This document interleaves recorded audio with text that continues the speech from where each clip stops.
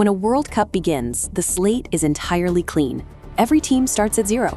The biggest names in the sport step onto the pitch knowing the entire globe is watching. They have exactly 90 minutes to prove they belong, and the pressure to immediately dominate is immense. This graphic tracks the opening night's offensive output.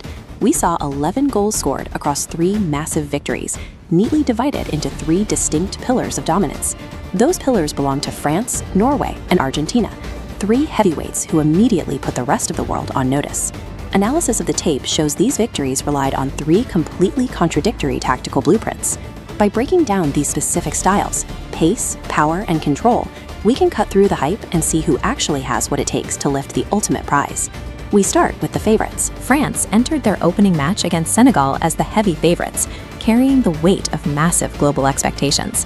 This tactical diagram illustrates the effect of off-ball gravity. Senegal attempted to defend in a compact block, but Mbappe's movement forces their shape to break as multiple defenders are drawn toward him, leaving the opposite flank exposed. With the defense pulled out of position, the rest of the French squad used sharp passing to exploit the open zones, allowing them to control the tempo and secure a 3-1 victory. Mbappe possesses a unique aura that changes the game even in the moments he isn't actively shooting. Then we have Norway. For years, fans waited to see how Erling Haaland would perform in his World Cup debut, bringing huge anticipation into their matchup against Iraq. While France relied on stretching the pitch's geometry, Norway utilized a different route, prioritizing blunt physical disruption over precision. This is the blueprint of power. Haaland forced the play by constantly running, pressing heavily, and utilizing his size to generate physical mismatches. When an attacker applies relentless physical pressing, defenders make mistakes. You take an organized system and violently break it apart, replacing structure with total chaos. Norway capitalized on that chaos. One attack bled into another, creating a succession of goals ending in a 4-1 victory.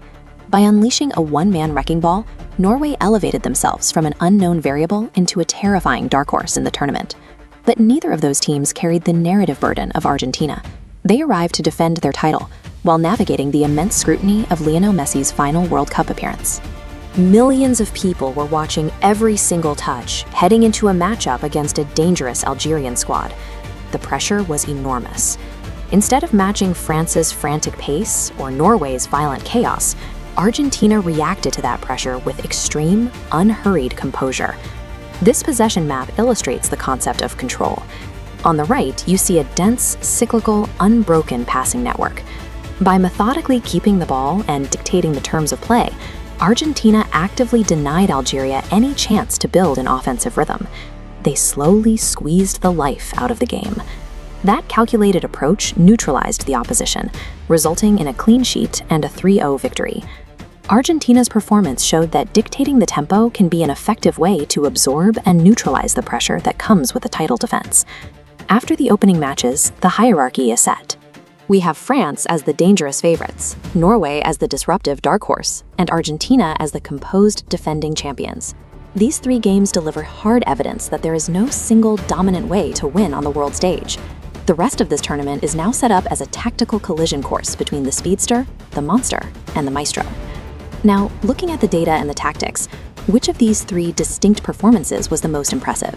And the ultimate question remains, which of these 3 distinct blueprints will survive the gauntlet to lift the trophy at the very end?